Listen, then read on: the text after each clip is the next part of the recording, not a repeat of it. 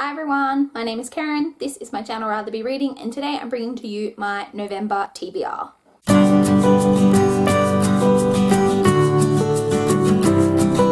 So in my October TBR, I let you guys know the next 2 library books, the next 2 NetGalley books, and the next 2 books that I owned that I was planning to read. I will be sticking with that format probably in January and from then onwards, but for these next 2 months, November and December, it's just going to kind of be a mishmash of everything that I'm trying to get read, because I am just trying to get a lot of stuff read before the end of the year, if that makes sense. So I'll just go over all the stuff that I'm hoping to get read. First off, let's talk about all the library books that I'm hoping to get through this month.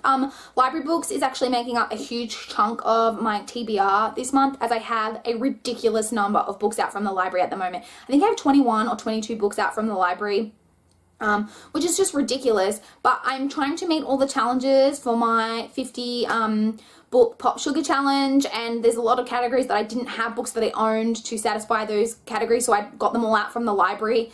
I'd been requesting them over time. They all kind of were coming in, and I haven't read most of them yet, so I just really want to get onto those and get those done before the end of the year, and also just with due dates and things, I need to get as much of these read as possible. So let me just tell you guys what I have. The first book that I have here from the library, I actually have already finished. It's the one book that I've finished so far in November. I just finished it this afternoon. That is House of Leaves by Mark Z. Danielewski. I'm not going to talk about this too much at all because I will obviously be talking about it in my November mid-month wrap-up when I film that. This book is an absolute monster. I don't even know if you can tell on camera how absolutely ginormous this is. It is over 700 pages, and it's actually like wider than a normal book as well, and this was actually due back to the library yesterday. And I hadn't started it yet, so I really needed to just, luckily I didn't have much going on this weekend because I just spent most of this weekend just powering through this book and trying to get it done so I can take it back to the library tomorrow after work. So yeah, the first book that I have read in November is House of Leaves by Mark Z. Danielewski. The next book I have from the library is Dark Angel by Virginia Andrews. This is the second book in the Castile family saga. The first book was Heaven, which I read a couple of months ago. I'm not exactly sure when. And this is just the next book in the series that follows that family that I want to read to see where the story goes. The next book I have is The Big Four by Agatha Christie. This is I think it's the 5th or it might be the 6th book in the Hercule Poirot series. I'm not exactly sure where I'm up to, but whichever it is, this is the next book.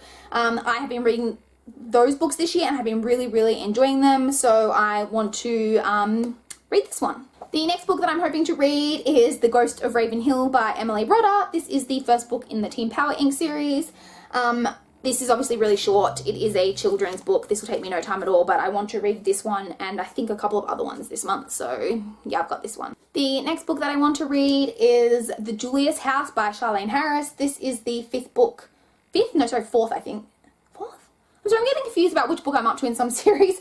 Whichever one, the next one I'm up to, this is it. It's The Julius House, as said, by Charlaine Harris, the next book in the Aurora Tea Garden mystery series. This is a cozy mystery series that I've been reading, and this is the next book that I have to read, so we have this one. Next, from the library, I have books 2 and book 3 in the Teen Power Inc. series. The second one is The Sorcerer's Apprentice, and the third one is The Disappearing TV Star.